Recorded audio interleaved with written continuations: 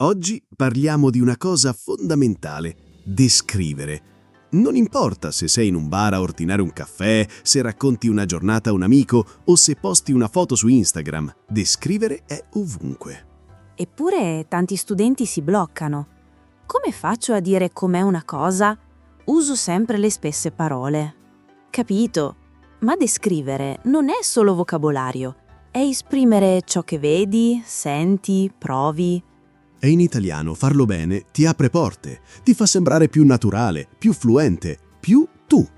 In questa puntata, niente teoria inutile, solo strumenti pratici, parole che funzionano e modi per ricordarle.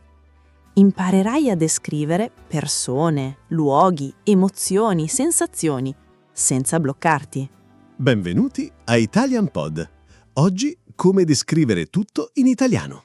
Allora, Alessia, se dovessi iniziare a descrivere qualcosa in italiano, qual è il primo strumento che prendi in mano? Senza dubbio, l'aggettivo.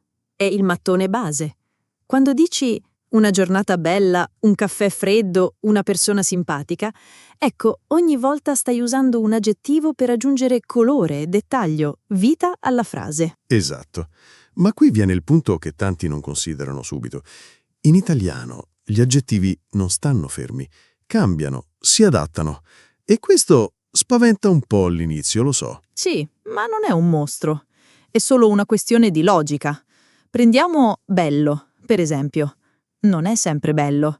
Se parli di una casa, diventa bella. Se parli di libri, diventa belli. E se parli di ragazze, belle.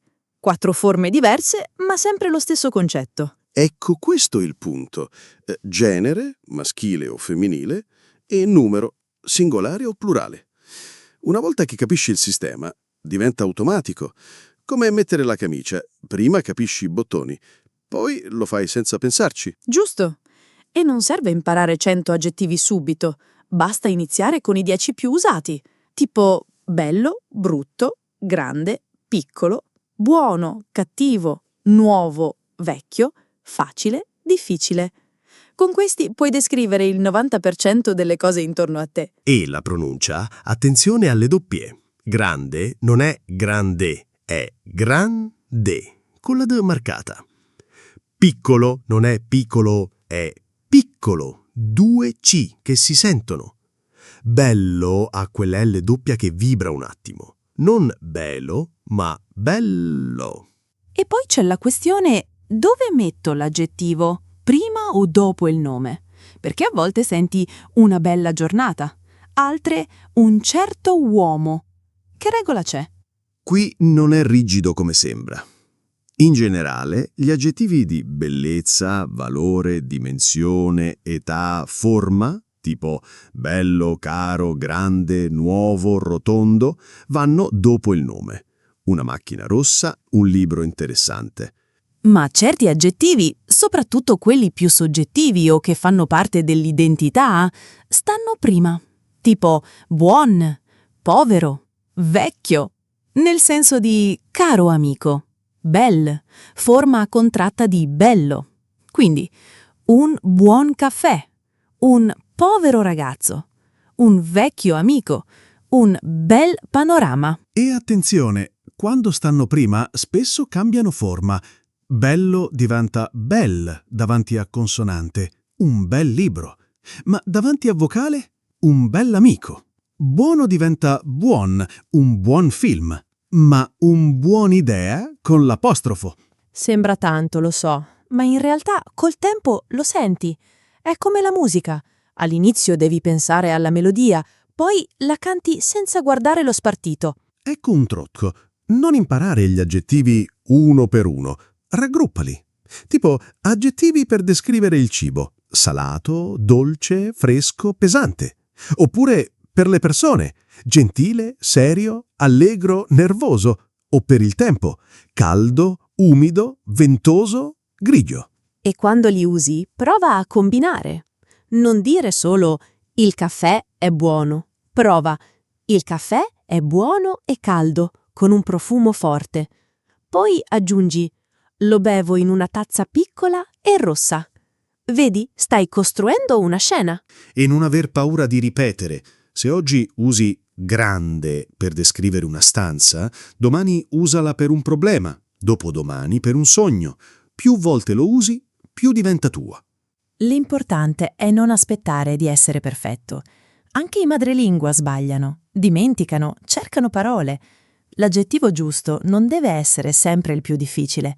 A volte bello, basta e avanza. Ma se vuoi dire di più, hai gli strumenti. Quindi, riassumendo, scegli pochi aggettivi, impara come cambiano, dove metterli e usali ovunque. Descrivi ciò che vedi mentre cammini, la tua colazione, il tempo fuori dalla finestra. E ricorda, ogni aggettivo che usi non è solo una parola, è un passo verso un italiano più vivo, più tuo. Sai una cosa che sento spesso? Io in italiano uso sempre bello, brutto, buono, cattivo, non trovo altre parole. Capisco. Sono comodi questi aggettivi. Sono come scarpe da ginnastica. Le indossi ogni giorno, vanno bene con tutto. Ma se vai a una cena elegante, forse è meglio mettere qualcosa di più speciale. Esatto. Bello va bene, ma se vuoi davvero far sentire qualcosa a chi ti ascolta, devi salire di livello. Devi trovare parole che non solo descrivono, ma commuovono, sorprendono, colpiscono.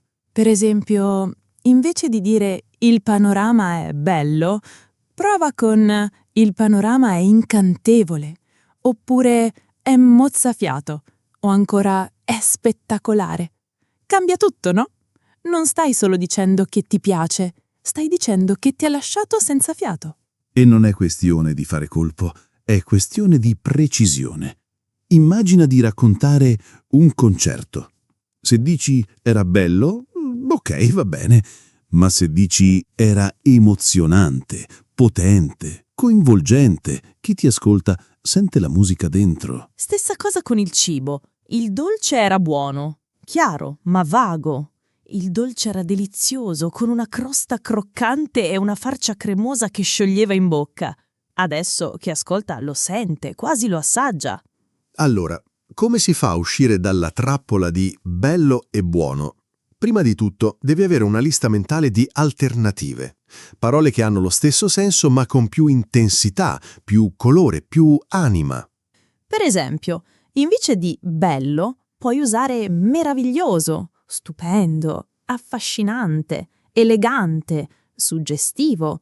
Ognuna ha una sfumatura diversa. Meraviglioso dà l'idea di qualcosa che stupisce, suggestivo evoca emozioni, atmosfere, elegante parla di stile, classe. E con le persone?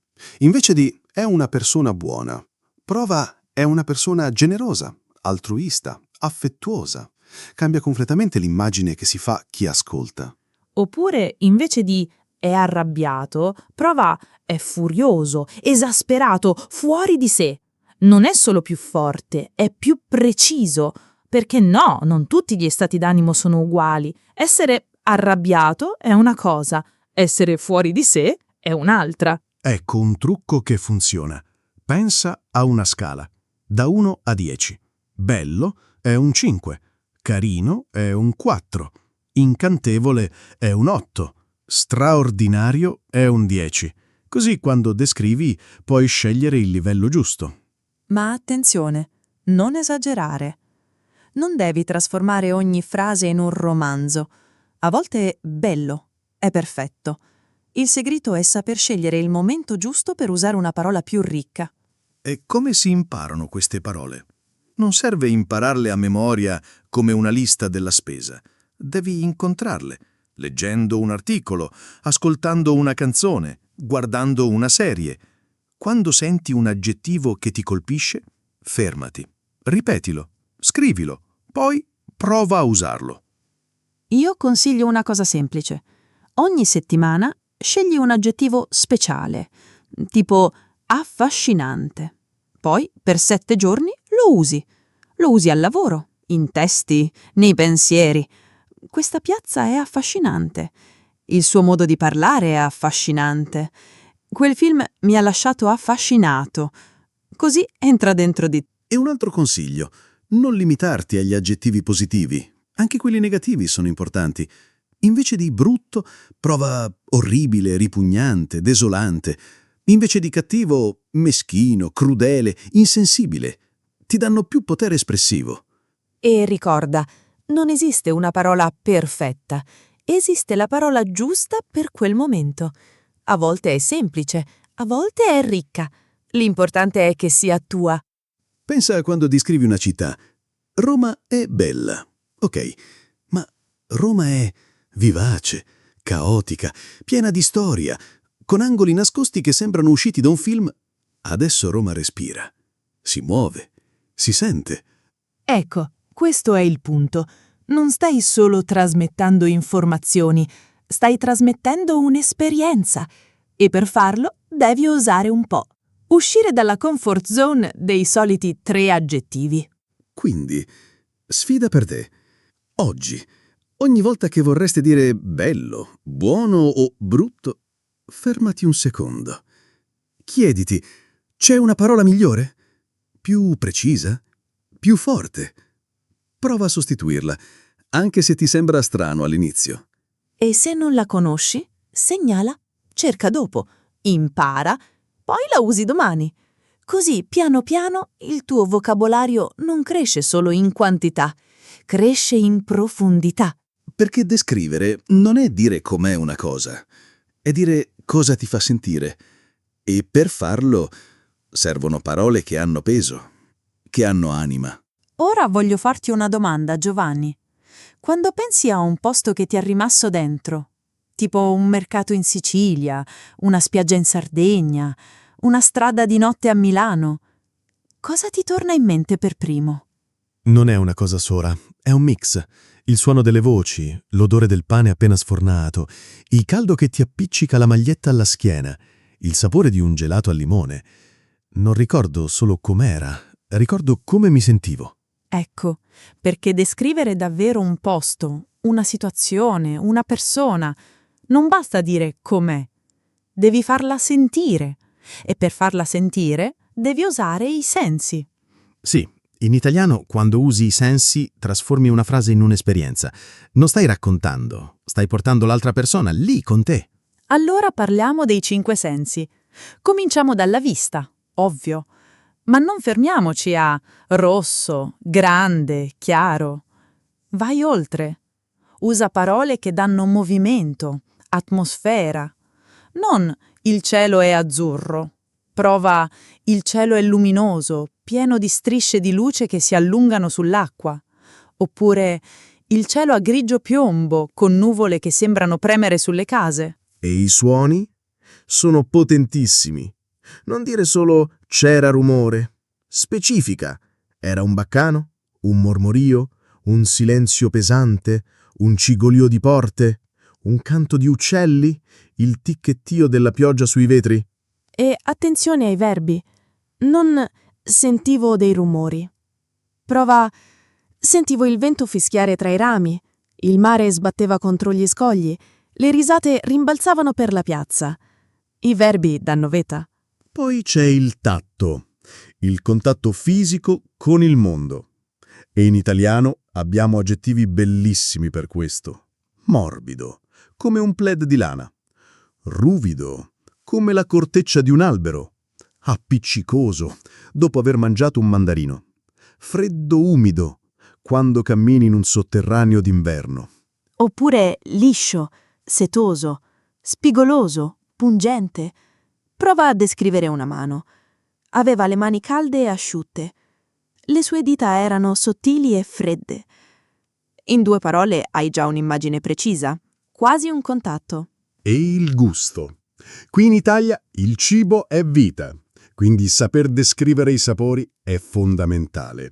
Oltre a dolce, salato, amare, acido, piccante, che sono i 5 sapori base, ci sono parole che danno texture ed emozione. Tipo cremoso, croccante, succulento, untuoso, fresco, amarognolo. Non dire il formaggio era buono.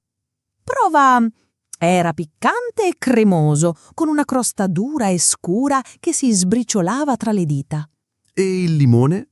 Non solo acido, Puoi dire un sapore fresco e pungente che ti sveglia la bocca, oppure un'acidità vivace quasi giocosa. Ma forse il senso più potente, più evocativo è l'olfatto, l'odore. Sai perché certi ricordi ti tornano con un profumo? Perché l'odore va dritto al cervello emotivo. Infatti, un odore può riportarti indietro di 20 anni. L'odore della pioggia sull'asfalto caldo, in italiano si dice petricor, ma puoi descriverlo come l'odore della terra bagnata e calda. Oppure l'aria profumata di basilico e aglio che usciva dalla finestra del ristorante. E gli odori negativi? L'odore stagnante del metrò, l'aria pesante di fumo e alcol, un tanfo acido di cibo andato a male. Sono sgradevoli, ma reali, e se descrivi devi usare anche quelli. Allora, come si fa a usare i sensi nella pratica? Una tecnica semplice. Scegli un oggetto, chiudi gli occhi e descrivilo con tutti e 5 i sensi. Tipo una tazza di caffè. Vista, una tazza piccola e bianca, con il vapore che sale a spirale. Udito, il tic del cucchiaino che batte sul bordo. Tatto, il calore che penetra tra le dita. Gusto, un sapore intenso e amaro, con un fondo dolciastro. Odore, un aroma forte e tostato che riempie la stanza. In poche frasi hai creato un'immagine vivida. Chi ascolta non solo capisce, sente. Ecco un esercizio che funziona. Ogni giorno scegli un momento, una pausa caffè, una camminata, un pasto, e descrivilo solo con i sensi. Non dire «è stato bello». Descrivi cosa hai visto, sentito, toccato, annusato, assaggiato. E non serve scrivere pagine, basta una frase per senso, ma farlo ogni giorno ti allena a osservare, a notare i dettagli, a non dire tutto uguale. E quando parli, inizia a inserire questi dettagli. Non «ho fatto una passeggiata». Prova «ho fatto una passeggiata sotto un cielo grigio», con il vento freddo che mi pungeva le orecchie e l'odore fresco dell'erba tagliata che mi riempiva il naso. Vedi? Non è detto era bello o era brutto, ma chi ascolta capisce com'era e magari si sente lì con te. Perché descrivere con i sensi non è un trucco stilistico. È umanità, è condivisione, è dire «questo è ciò che ho vissuto. Ecco com'è stato». Quindi, la prossima volta che ti senti bloccato, non cercare solo la parola giusta. Chiediti cosa sentivo addosso, in bocca, nel naso, nelle orecchie. Perché la realtà non è fatta di aggettivi generici, è fatta di sensazioni. E se le porti in italiano, la tua lingua diventa viva, diventa vera. Alessia, dimmi la verità. Quante volte hai sentito uno studente dire lui è alto, biondo, magro, e poi non so che altro aggiungere. Troppe. E sai perché succede?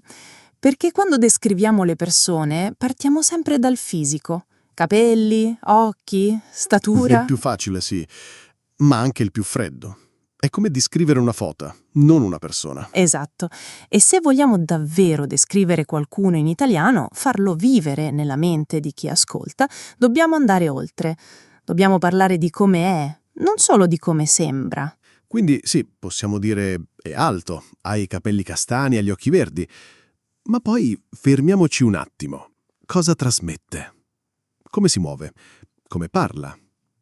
Cosa senti quando sei con lui o con lei? Per esempio, invece di dire solo «è una donna giovane», prova a dire «è una donna vivace», con un'energia che sembra saltarti addosso appena entra nella stanza. Oppure «è un uomo silenzioso», ma quando parla tutti si voltano a sentirlo. Ecco, vedi?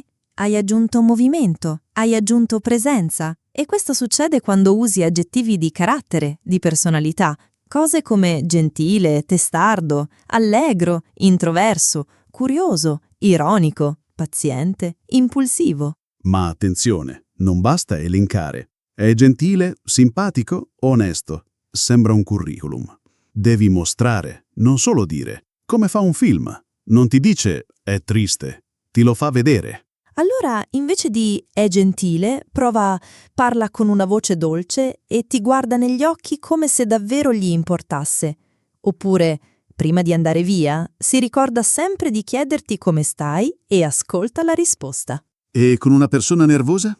Cammina avanti e indietro, si morde le unghie, parla veloce come se avesse paura di fermarsi. Con una persona sicura di sé?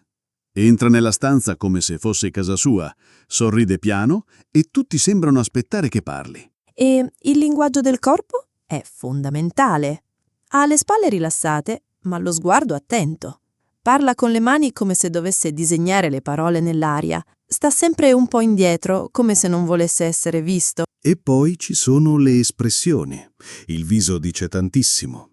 Un sorriso sincero che arriva agli occhi. Un'espressione assente, come se fosse già da un'altra parte. Sguardi lunghi e pensosi, come se stesse risolvendo un enigma. E qui entra in gioco la creatività. In italiano possiamo usare paragoni, metafore, immagini. Non ha gli occhi azzurri. Prova ha gli occhi chiari come il cielo d'inverno. Non parla tanto. Prova parla come un fiume in piena, senza mai fermarsi a prendere fiato. Oppure ride con la testa all'indietro come se non gli importasse di essere visto. Cammina piano, come se ogni passo fosse una decisione. Quando ascolta, china leggermente la testa come un uccello che ascolta un suono lontano. Sembra poetico? Forse, ma non è solo per scrittori. È per chiunque vuole dire qualcosa di vero. Perché quando usi un'immagine non stai solo descrivendo, stai raccontando. È un trucco utile. Pensa a una persona che conosci bene. Prova a descriverla in 3 righe. In ufficio, non guardare, solo ascolta. Poi prova a descrivere la persona dalla voce. È acuta? Grave? Rapida? Lenta? Interrotta? Sicura? Nervosa? Da sola la voce ti dice già molto. E quando parli di qualcuno, non dimenticare il contesto.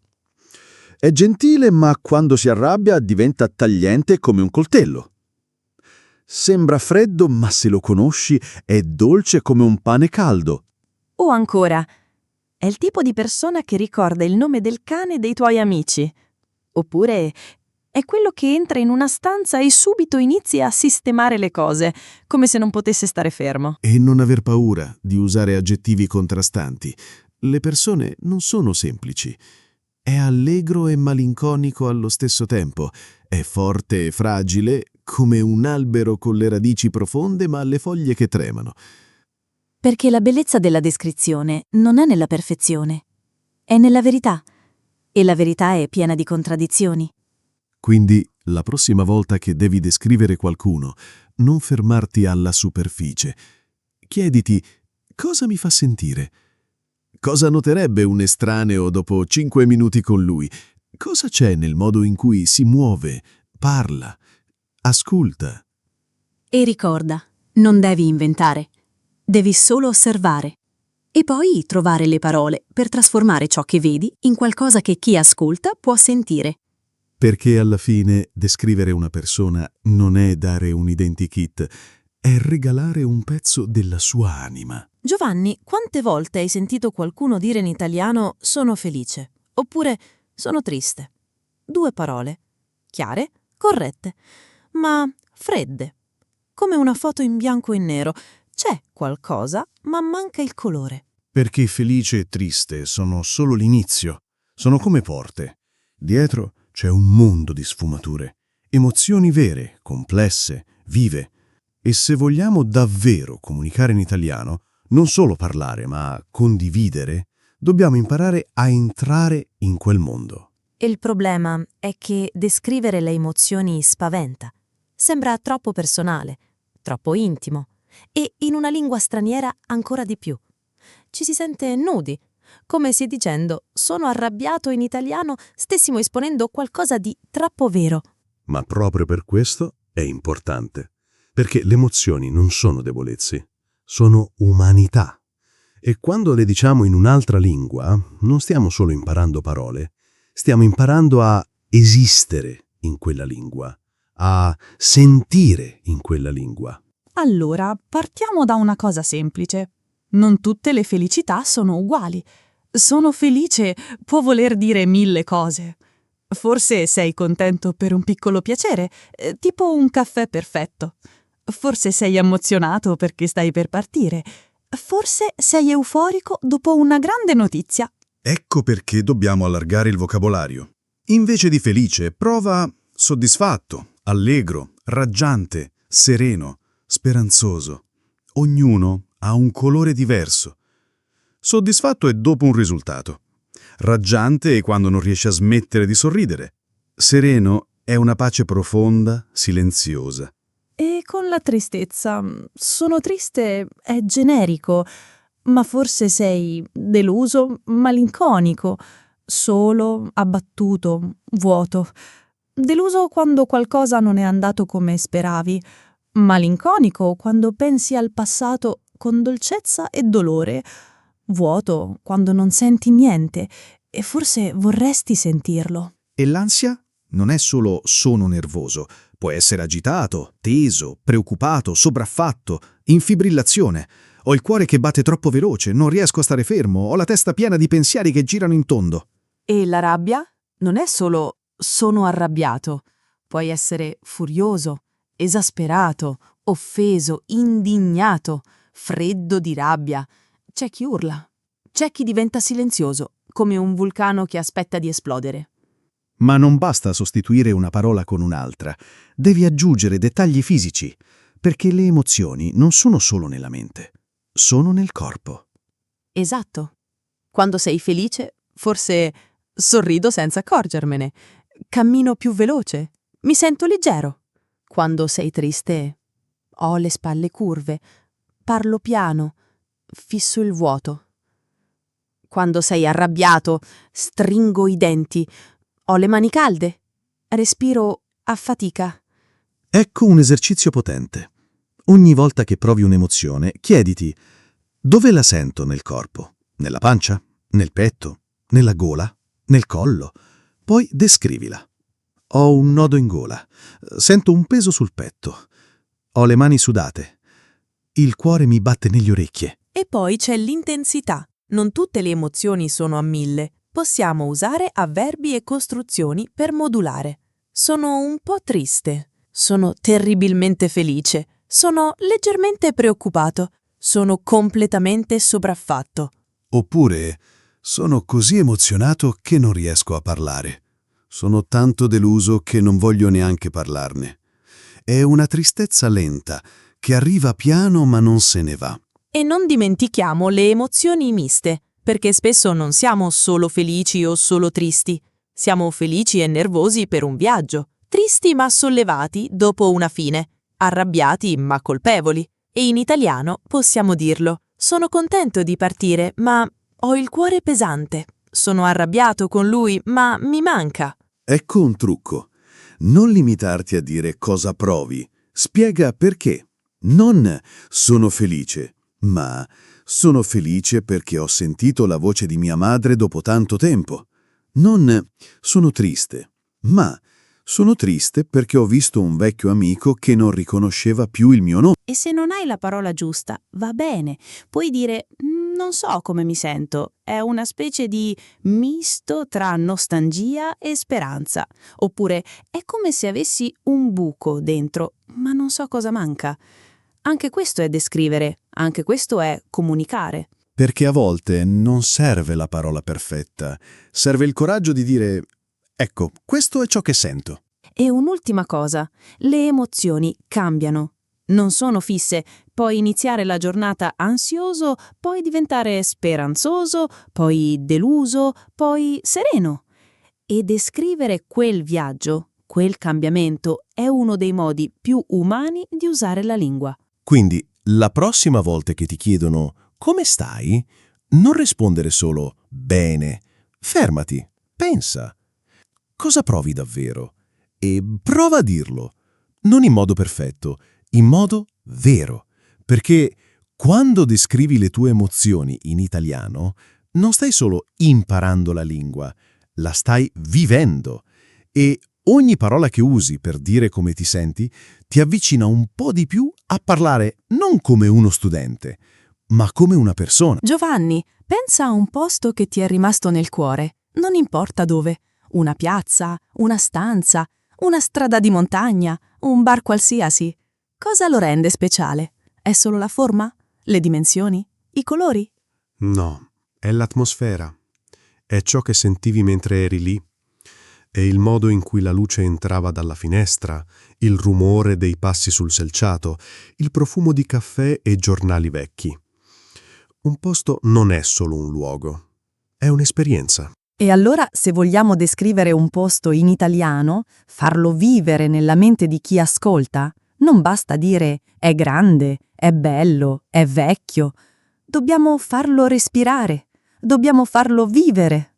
Per esempio, invece di dire la piazza è grande e piena di gente, prova la piazza brulica di persone, con i bambini che corrono tra i tavolini, i suoni dei campanelli delle bici e il sole che disegna ombre corte sulle pietre calde.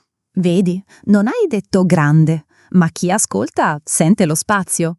Non hai detto bello, ma chi ascolta vede la scena, perché hai usato verbi vivi, dettagli sensoriali, movimento. E qui entra in gioco un elemento potente, il tempo. Non il tempo meteorologico, anche quello, ma il momento della giornata. Perché una strada di notte non è la stessa di giorno. Una città sotto la pioggia non è la stessa con il sole. Esatto. Una via deserta alle 6 del mattino, con i negozi chiusi e i lampioni che si spengono uno a uno. Oppure la stessa strada alle 8, piena di vita, con il rumore dei motori, le voci degli ambulanti e l'odore del pane appena sfornato che esce dai forni. E il tempo atmosferico? Fondamentale. Una spiaggia luminosa con l'acqua che brilla come 1000 schegge di vetro.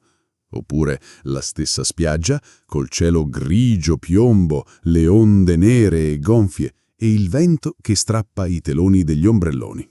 E non dimentichiamo i suoni. Un posto ha una colonna sonora. Il ticchettio regolare dei tacchi sul marciapiede. Il mormorio di una conversazione in un angolo del bar. Il silenzio pesante di una chiesa vuota, interrotto solo dal gocciolio di una candela che si scioglie. E i dettagli piccoli, quelli che noti solo se sei attento. Un gatto addormentato sul davanzale di una finestra. Un cartello storto con la vernice screpolata dal sole. Un mazzo di fiori appassiti davanti a una porta chiusa. Ecco, questi dettagli sono quelli che trasformano una descrizione generica in qualcosa di unico. Perché non esistono due piazze identiche, non esistono due camere uguali. Ogni posto ha la sua anima e tocca a noi trovarla. E un altro strumento potentissimo, la prospettiva. Da dove stai guardando? Dalla finestra del terzo piano vedo il tetto arrugginito della macchina rossa, il filo del bucato teso tra i balconi e un bambino che salta la corda con una canzone in sottofondo. Oppure, seduto su una panchina, vedo le ombre delle persone allungarsi sull'asfalto, le biciclette che sfrecciano via e un vecchio che accarezza il cane senza mai alzare lo sguardo. E non dobbiamo sempre parlare di posti grandiosi. A volte il posto più potente è una cucina piccola, un corridoio stretto, un angolo di ufficio, un tavolo rotondo con le macchie di caffè sul legno, una tazza mezza vuota e il giornale aperto alla pagina degli oroscopi. E puoi usare il contrasto. Un appartamento moderno e pulito, ma con un quadro storto che sembra voler cadere da un momento all'altro. Oppure una stanza piena di luce, ma con un angolino buio dove nessuno si siede mai. E se vuoi dare emozione, collega il posto a un sentimento. Quel bar non è solo un bar, è il posto dove ho pianto per la prima volta dopo mesi. Oppure quella stazione non è solo cemento e binari, è dove l'ho salutata e non l'ho più rivista. Ecco perché descrivere un posto non è fare un elenco di oggetti, è raccontare una storia. È dire questo spazio non è vuoto, è pieno di ricordi, di attese, di respiri. Allora, come si fa in pratica? Un esercizio semplice. Scegli un posto che conosci bene. Non deve essere speciale. Il tuo ingresso, un bar, un parco, e prova a descriverlo in 5 righe. Ma con una regola, devi usare almeno 3 sensi. Vista, udito, odore, tatto, qualcosa che senti. E un altro trucco? Cambia il tempo. Descrivi lo stesso posto di mattina, di sera, con il sole, con la pioggia. Vedrai che non è più lo stesso posto e tu, con lui, impari a vedere di più. E quando parli, non dire c'era un posto. Prova a portare chi ascolta lì. Immagina di camminare su un marciapiede bagnato, con il riflesso delle luci spezzato dalle pozzanghere. Senti il freddo che sale dai pantaloni bagnati. Senti l'odore umido del muro di mattoni accanto a te. Non hai detto era una strada di notte con la pioggia, ma chi ascolta ci è dentro.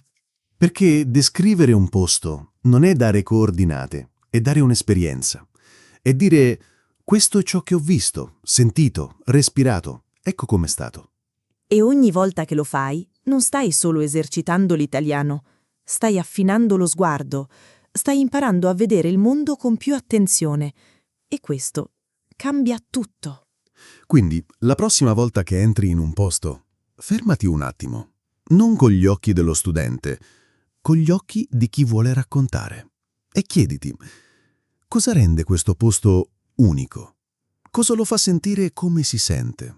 Poi prova a dirlo, in italiano, senza paura, perché ogni posto merita di essere descritto e ogni descrizione ti avvicina un po' di più alla lingua e a te stesso. Alessia, dimmi una cosa. Quando pensi a una scena descritta bene in un libro, in un film, in una canzone italiana, cosa ti resta addosso? Non è mai solo un aggettivo, è un movimento, un gesto, una luce che trema, un vento che urla, un silenzio che pesa. È qualcosa che succede. E sai perché? Perché dietro c'è un verbo potente. Esatto. Tutti pensano che descrivere significhi usare tanti aggettivi, bello, grande, freddo, luminoso, ma in realtà spesso è il verbo che fa la differenza. Il verbo non dice com'è una cosa, dice cosa fa, e questo cambia tutto. Prendi una semplice frase. Il sole è alto nel cielo. Corretta, chiara, ma fredda. Ora cambiamo il verbo. Il sole brucia nel cielo. Oppure il sole splende come se volesse cancellare ogni ombra. Vedi? Con un solo verbo diverso la scena prende vita. Ecco il punto. I verbi non descrivono solo azioni. Descrivono stati, atmosfere, emozioni. La luce danza sul muro. Il tempo striscia. Il ricordo affiora. Il cuore batte troppo veloce. Non sono azioni forti, ma trasmettono qualcosa di profondo. E in italiano abbiamo verbi meravigliosi che non esistono in altre lingue o che hanno un suono, un ritmo, una musicalità unica. Il vento sibila tra gli alberi, la porta cigola piano, le onde sbattono sugli scogli, il fuoco crepita nel camino. Questi verbi non sono neutri, hanno un'anima. Sibilare dà fastidio, paura. Cigolare dà l'idea di qualcosa vecchio, fragile. Sbattere è violento. Crepitare è caldo, accogliente. E tu, scegliendoli, scegli l'emozione. E non serve un verbo complicato. A volte è la semplicità che colpisce. La pioggia cade. Sembra banale, ma se dici la pioggia cade lenta, come se non avesse fretta, all'improvviso non è più solo pioggia, è malinconia, è attesa. Oppure il bambino corre, normale, ma il bambino volava tra le pozzanghere, con le risate che rimbalzavano sul muro. Adesso c'è gioia, leggerezza, movimento. E hai usato verbi che fanno volare la frase. Ecco un trucco che funziona. Ogni volta che usi un verbo debole, tipo è, fa, c'è, ha, chiediti, posso sostituirlo con un verbo più vivido. Invece di c'era rumore, prova il mercato gridava. Invece di la luce era forte, prova la luce accecava. Invece di era freddo, prova il vento mordeva la pelle. E funziona anche con le emozioni. Invece di ero felice, prova il cuore saltava nel petto. Invece di ero triste, prova le spalle crollavano una dopo l'altra. Invece di ero arrabbiato, prova la rabbia montava come un'onda. E attenzione ai verbi riflessivi. In italiano sono potentissimi per descrivere stati interiori. Mi stringevo nel cappotto. Si nascondeva dietro un sorriso.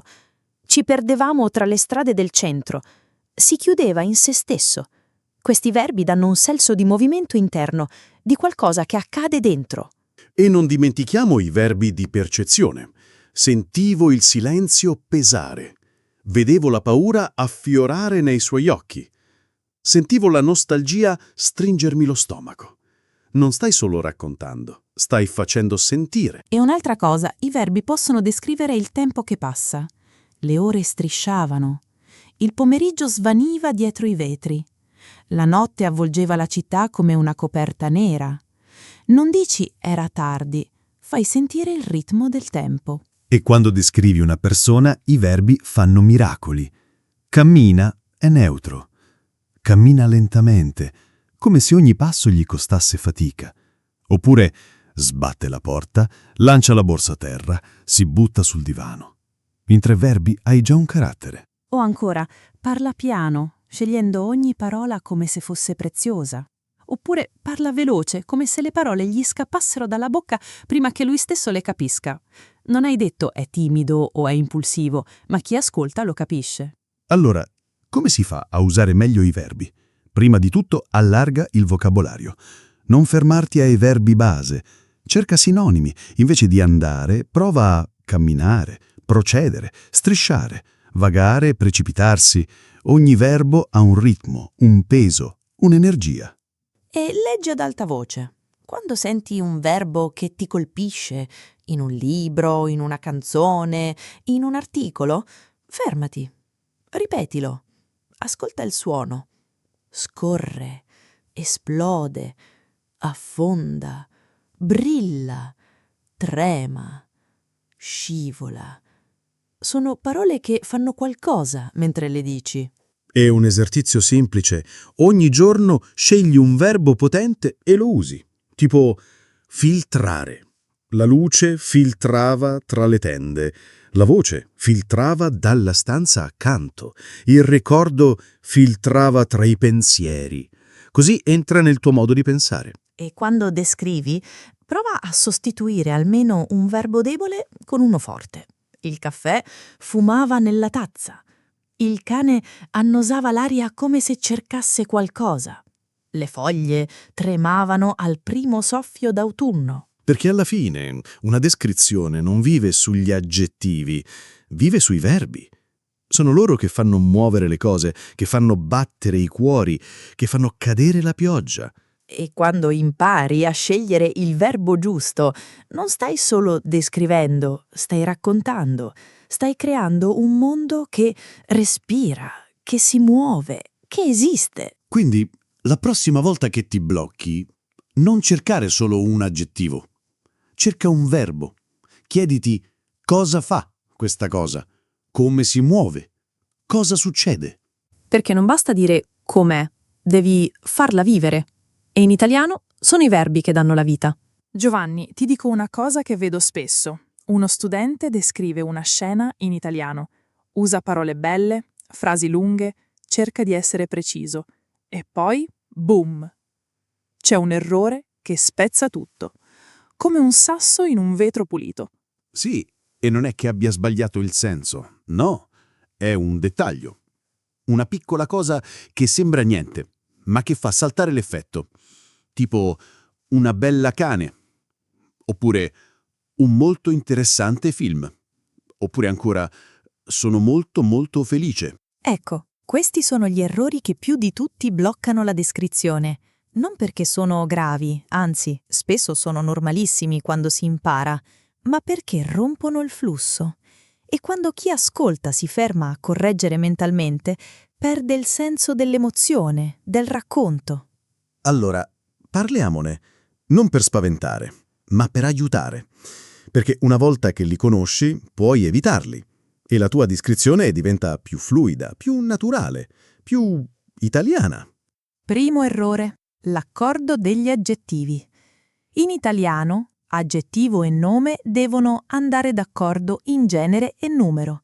Maschile singolare, femminile plurale e così via. E qui tanti scivolano.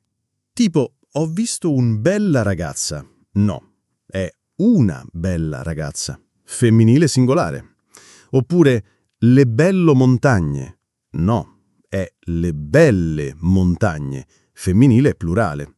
Sembra semplice, ma quando parli veloce può sfuggire. Un trucco? Quando impari un aggettivo, imparalo con un nome. Non solo bello, ma bello, bello, bella, belli, belle. Oppure interessante, interessante, interessante, interessanti, interessanti. Così lo senti nel contesto. E se non sei sicuro, usa aggettivi invariabili, tipo interessante, difficile, felice. Questi non cambiano. Un libro interessante, una storia interessante, libri interessanti, storie interessanti, stesso suono, nessun errore. Secondo errore: l'uso eccessivo di molto. Lo sento ovunque. Molto bello, molto grande, molto triste, molto molto freddo. Capisco. Molto è facile, è universale. Ma quando lo usi troppo, perdi forza. Perché molto bello è debole, mentre bellissimo è forte. Molto triste è vago, devastato è preciso. Molto freddo è freddo, glaciale è gelido. Ecco perché molto allunga la frase ma non aggiunge immagine. Invece, un aggettivo più intenso o un verbo più vivido fanno vedere, sentire, provare. Quindi, ogni volta che stai per dire molto più aggettivo, chiediti: c'è una parola sola che dice la stessa cosa, ma meglio? Molto arrabbiato, furioso. Molto stanco, esausto. Molto contento, raggiante. Molto preoccupato, angosciato. E funziona anche con i verbi. Invece di parlava molto velocemente, prova parlava a raffica. Invece di camminava molto piano, prova camminava a passi lenti. Più immagine, meno parole. Terzo errore, le traduzioni letterali, cioè prendere una frase dalla tua lingua e tradurla parola per parola. Funziona a volte, ma spesso no. Esempio classico: sono sensibile al sole. In inglese si dice I'm sensitive to the sun. Quindi uno pensa, ok, ma in italiano non si dice così. Si dice brucio facilmente o non sopporto il sole. Sensibile al sole sembra che tu abbia sentimenti per il sole. Molto arrabbiato, furioso. Molto stanco, esausto. Molto contento, raggiante. Molto preoccupato, angosciato. E funziona anche con i verbi. Invece di parlava molto velocemente, prova parlava a raffica. Invece di camminava molto piano, prova camminava a passi lenti. Più immagine, meno parole. Terzo errore, le traduzioni letterali, cioè prendere una frase dalla tua lingua e tradurla parola per parola. Funziona a volte, ma spesso no. Esempio classico: sono sensibile al sole. In inglese si dice I'm sensitive to the sun. Quindi uno pensa, ok, ma in italiano non si dice così. Si dice brucio facilmente o non sopporto il sole. Sensibile al sole sembra che tu abbia sentimenti per il sole. Oppure sono nervoso per l'esame. Suona strano. In italiano si dice sono agitato, sono teso, ho l'ansia per l'esame. Nervoso si usa, ma meno, e spesso in contesti diversi. E attenzione ai falsi amici, tipo eventualmente. In italiano non vuol dire maybe, vuol dire in caso. Quindi, eventualmente verrò non è maybe I'll come, è se sarà necessario verrò. Molto diverso. E smettere di fumare non è to stop smoking. Sì, ma smettere di volere non esiste. Non si dice ho smesso di volerti. Si dice non ti voglio più. Attenzione ai verbi. Smettere si usa con azioni, non con emozioni. Quarto errore, la ripetizione eccessiva. Tipo, il film era molto molto bello, davvero molto bello, uno dei film più belli che abbia mai visto, bellissimo. Sembra entusiasmo, ma diventa ridondante. Perché in italiano preferiamo la varietà. Invece di ripetere bello, puoi dire il film era emozionante, ben fatto, con una storia coinvolgente e attori straordinari. Stesso concetto, più ricco. E poi c'è chi usa troppi aggettivi insieme. Una bellissima, meravigliosa, fantastica, incredibile, unica esperienza. Sembra un elenco. E perde forza. Meglio sceglierne 2 o 3, ma con senso. Un'esperienza intensa e indimenticabile, che mi ha cambiato. Pochi, ma pesanti. E un errore sottile, la posizione sbagliata dell'aggettivo. Lo dicevamo prima, alcuni stanno prima, altri dopo. Ma quando sbagli, suona strano. Tipo, una povera donna. Se vuoi dire una donna povera in senso economico, meglio una donna povera. Una povera donna dà l'idea di qualcuno da compatire, indipendentemente dai soldi. Oppure un grande amico. Se lo metti dopo, un amico grande, sembra che parli della statura. Invece, un grande amico è qualcuno di importante. Piccola differenza, grande effetto. Allora, come evitare questi errori? Primo, ascolta di più. Quando senti un madrelingua descrivere qualcosa, fai attenzione a come mette le parole, non solo al vocabolario, ma alla struttura. Secondo, registra te stesso. Sì, lo so, sembra strano, ma prova a descrivere una scena in italiano, registrati e poi ascolta. Ti accorgerai subito di dove zoppica, dove ripeti, dove suoni tradotto. Terzo, non correggerti mentre parli. Tanti si bloccano perché hanno paura di sbagliare, ma l'importante è continuare. Puoi correggerti dopo, ma non fermarti a metà frase. E quarto, accetta l'errore come parte del processo. Nessuno parla perfetto, neanche noi. I madrelingua sbagliano, dimenticano parole, cercano sinonimi. L'importante non è essere perfetti, è essere capiti e autentici. Perché alla fine chi ti ascolta non sta facendo un esame. Sta cercando di capire te. E se sbagli un accordo, ma trasmetti emozione, passione, verità, hai vinto. Quindi, sì, correggiti, impara, ma non aver paura. Gli errori non sono nemici, sono segnali. Ti dicono dove devi lavorare. E ogni errore corretto è un passo avanti.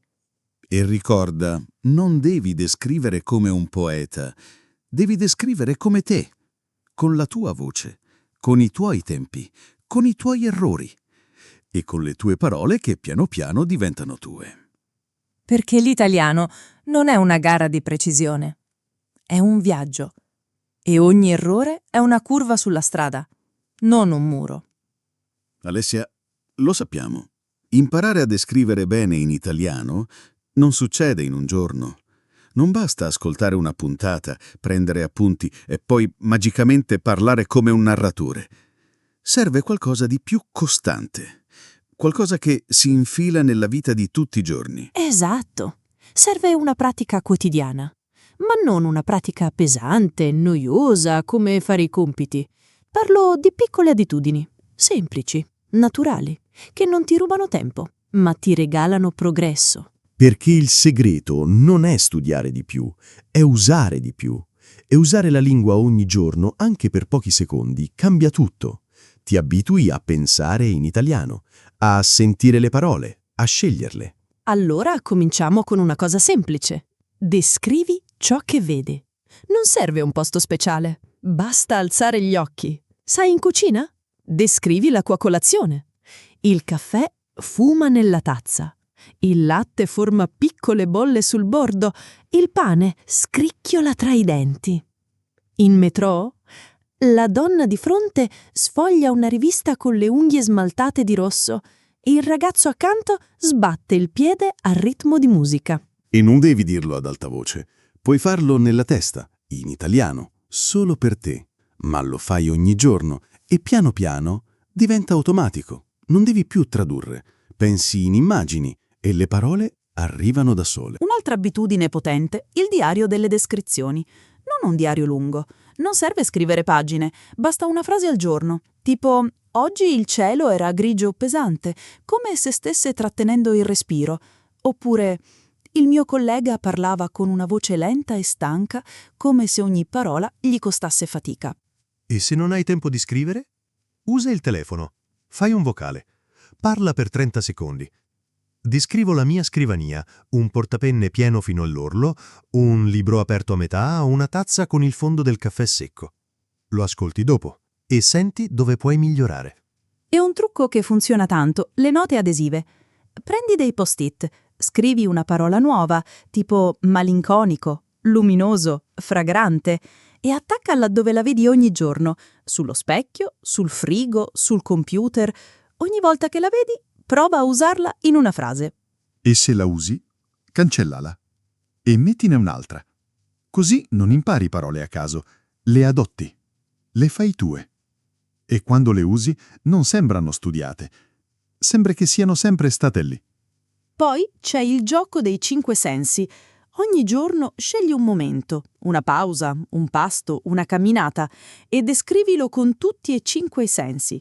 Visto, udito, odore, gusto, tocco. Il gelato è freddo sulla lingua, cremoso, con pezzi di cioccolato croccanti, un odore dolce di vaniglia e il cono che si ammorbidisce tra le dita. In 2 frasi hai un quadro completo. E un'altra cosa che pochi fanno, ma funziona. Guarda le foto e descrivile ad alta voce. Prendi una tua foto, di vacanza, di un amico, di un cane, e parla per 1 minuto in italiano.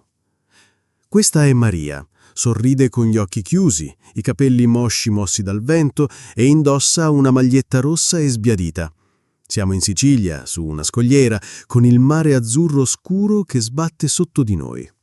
E non serve che sia perfetto, l'importante è che parli, che usi la lingua per raccontare, non per ripetere. E se non sai una parola, non ti bloccare. Gira intorno. Quella cosa con le ruote dove si mettono le borse. Poi, dopo, cerchi trolley. Ma continui. Perché nella vita reale non hai il dizionario in tasca, hai la tua capacità di andare avanti. È un'abitudine che amo, la sfida del senza aggettivi base. Una volta alla settimana scegli un tema, una persona, un posto, un oggetto e lo descrivi senza usare bello, brutto, buono, cattivo, grande, piccolo. Solo parole alternative. Il ristorante era accogliente, con luci soffuse, un profumo di aglio e rosmarino e un'atmosfera vivace ma rilassata. E funziona perché ti costringe a pensare, a scavare nel vocabolario, a non prendere la strada più facile. Poi ci sono gli strumenti digitali, ma attenzione, non basta aprire un'app e fare 10 domande, devi usarli in modo attivo. Tipo, usa un dizionario bilingue, ma non solo per tradurre. Leggi le frasi d'esempio. Vedi come la parola è usata nel contesto. O ascolta podcast, canzoni, serie in italiano, ma non solo con le orecchie. Fermati, riascolta una frase che ti piace. Ripetila, scrivila, poi prova a cambiarla. Invece di «il cielo è grigio», dico «il cielo pesa sull'orizzonte». E un'ultima abitudine, forse la più potente. Parla con te stesso in italiano. Mentre ti vesti, mentre cammini, mentre fai la spesa. Oggi fa freddo. Il vento taglia la faccia. Devo ricordarmi di comprare il pane, il latte e quelle olive sode e salate che mi piacciono tanto. Sembra strano? Forse. Ma è così che i bambini imparano. parlano con se stessi. E tu, facendolo, stai costruendo un dialogo interno in italiano. E quando parli con gli altri, quel dialogo è già lì, pronto. Perché il vero obiettivo non è fare frasi perfette, è pensare in italiano, è non dover tradurre. È vedere una cosa e dire, nella tua testa, è luminoso, non è bright, quindi luminoso. E ogni piccola abitudine che fai ogni giorno, anche solo 30 secondi, ti avvicina a quel punto. Non è la quantità che conta, è la costanza. Quindi non serve studiare ore, basta fare qualcosa ogni giorno, anche piccolo, perché alla fine non è un singolo sforzo che cambia la tua lingua. Sono le piccole onde, ogni giorno, che scavano la roccia. E tu? Quale di queste abitudini puoi iniziare oggi? Una frase sul post-it, un vocale al giorno, un minuto a descrivere la tua cucina. Basta sceglierne una e farla, ogni giorno. Perché non devi essere perfetto, devi solo continuare. E piano piano ti accorgerai che descrivere in italiano non è più un esercizio, è un modo di vivere.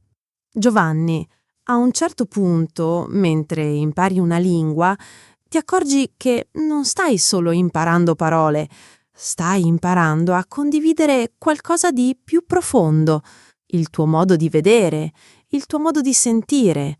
E questo succede soprattutto quando cominci a descrivere. Perché descrivere non è solo dire com'è una cosa, è dire cosa ti fa, è aprire una finestra su quello che hai dentro. E in una lingua straniera farlo richiede coraggio. Sì, perché quando dici «questo posto mi ha fatto sentire in pace», non stai parlando solo del posto, stai parlando di te, del tuo bisogno di calma, del tuo desiderio di silenzio. E in italiano dirlo è un atto di fiducia. E non è facile. A volte ci si sente goffi, come se le parole non fossero abbastanza belle, abbastanza forti, abbastanza giuste per esprimere ciò che proviamo davvero. E allora preferiamo dire meno o niente. Ma proprio lì c'è il punto. Non serve la parola perfetta, serve la volontà di provare. Perché anche una frase semplice come «mi è sembrato dolce» può trasmettere più di un elenco di aggettivi complicati. Perché la bellezza della descrizione non è nella perfezione grammaticale, è nell'autenticità, è nel fatto che tu, con le tue parole imperfette, stai dicendo «Ecco, questo è ciò che ho visto. Ecco, questo è ciò che ho sentito». Giovanni, a un certo punto, mentre impari una lingua, ti accorgi che non stai solo imparando parole, stai imparando a condividere qualcosa di più profondo, il tuo modo di vedere, il tuo modo di sentire. E questo succede soprattutto quando cominci a descrivere. E quando lo fai, crei connessione, perché chi ascolta non vede solo un posto, una persona, un momento, vede te, vede il tuo sguardo, il tuo cuore. Pensa quando racconti a un amico italiano un ricordo d'infanzia. C'era una casa in campagna, con un albero enorme dietro il muretto, e ogni estate salivo sui rami e stavo lì a guardare il cielo che diventava rosa. Non hai usato parole difficili, ma hai condiviso qualcosa di vero. E lui ti ascolta non perché la frase è perfetta, ma perché sente la nostalgia, perché forse anche lui ha avuto un albero. E in quel momento non sei più uno studente di italiano, sei una persona che racconta la propria vita. Ecco perché descrivere è così potente. Non è solo un esercizio linguistico, è un atto umano. È dire io sono qui e questo è ciò che vedo e vorrei che tu lo vedessi come... E in una lingua straniera questa cosa diventa ancora più intensa, perché non stai usando la lingua come uno strumento neutro, la stai usando come un ponte tra la tua cultura, la tua emozione e qualcuno che forse viene da un mondo diverso. E a volte basta una parola per far crollare quel muro. Malinconia non è solo tristezza, è un sentimento lento, dolce, che arriva con il tramonto, con una canzone sentita per caso, con un profumo del passato.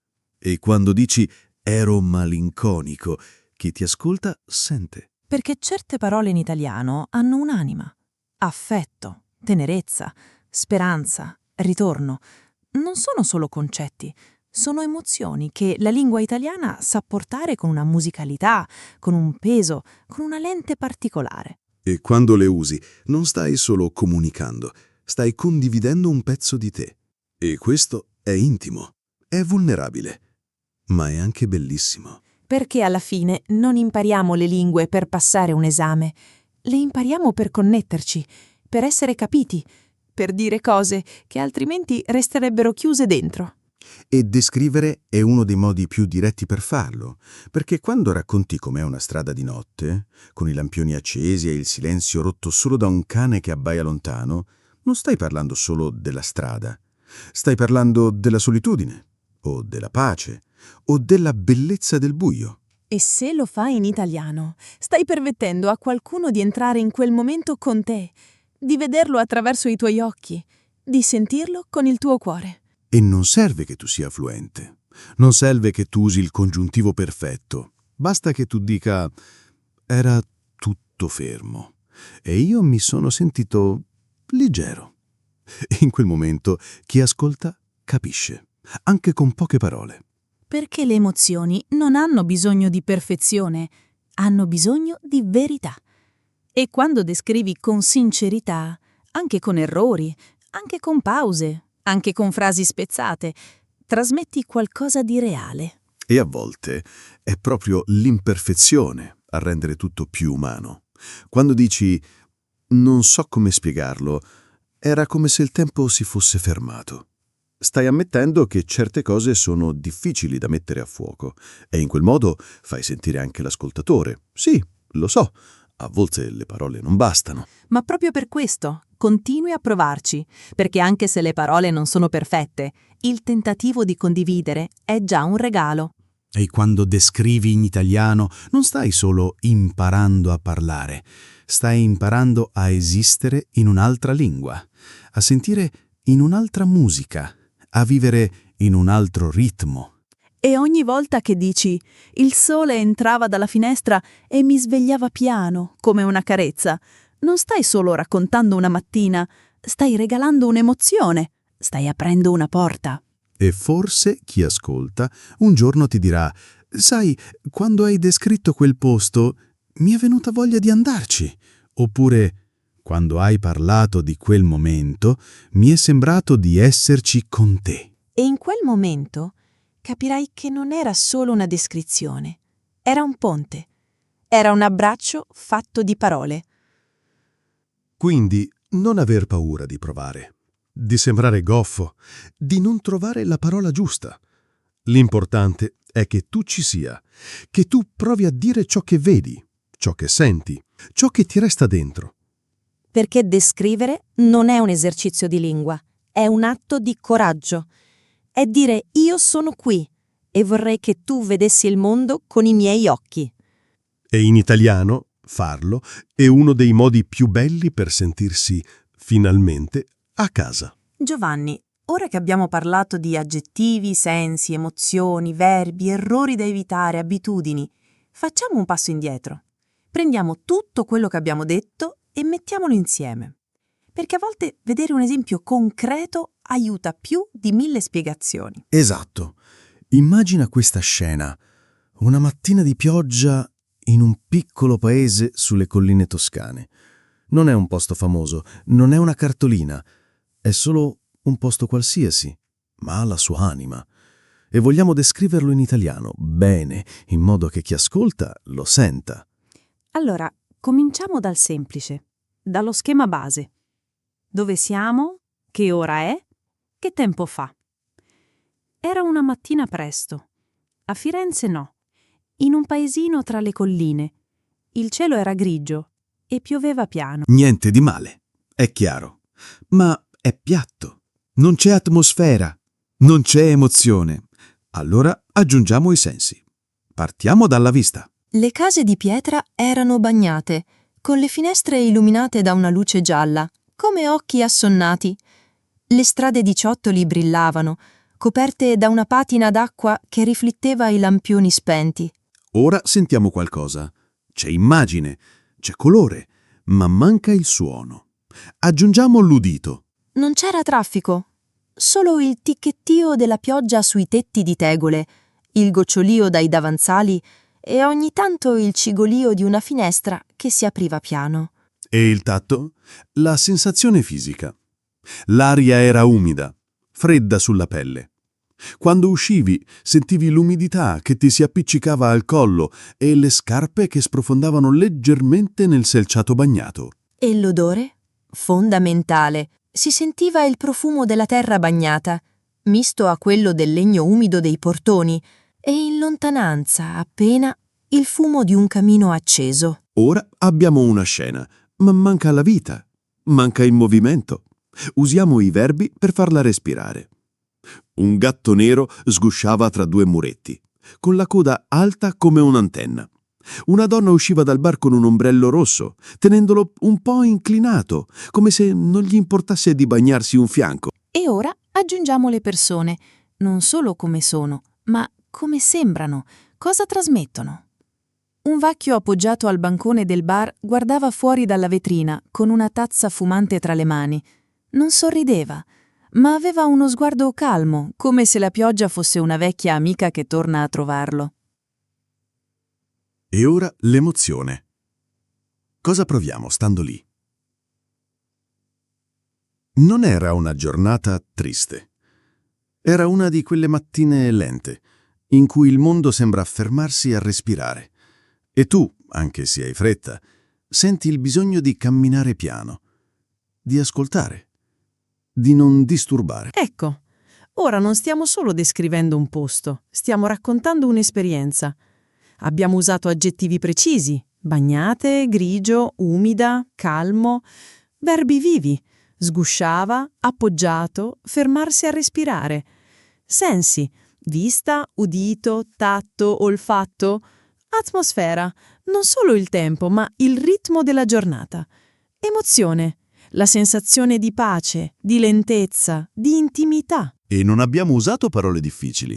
Abbiamo usato parole semplici, ma messe insieme con cura, come tessere un tessuto. Ogni parola ha il suo posto. E se volessimo rendere tutto ancora più personale?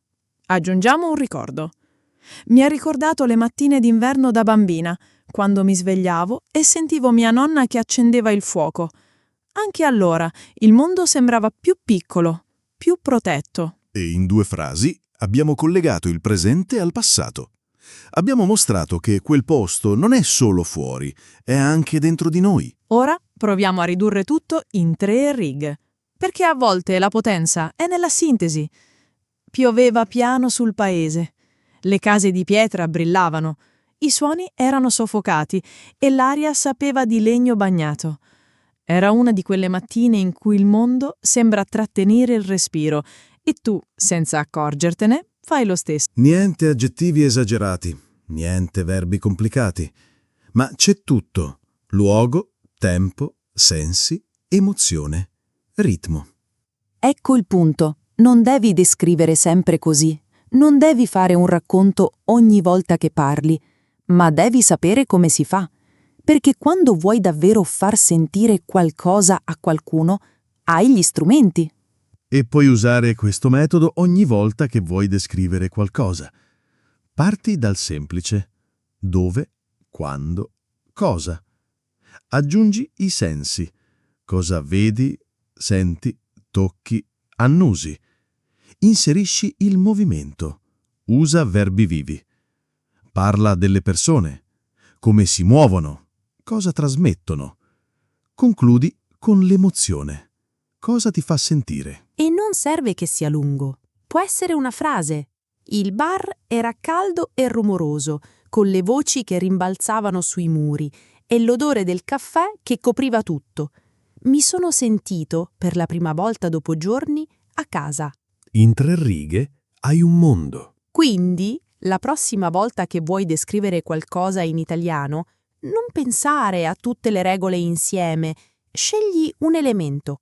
Oggi prova a descrivere un posto con i suoni, domani con gli odori, dopodomani con i ricordi che ti evoca. E piano piano Senza accorgertene, comincerai a descrivere non solo ciò che vedi, ma ciò che sei. Perché ogni descrizione, in fondo, rivela qualcosa di chi la fa. E in italiano, farlo è uno dei modi più belli per sentirsi vivi.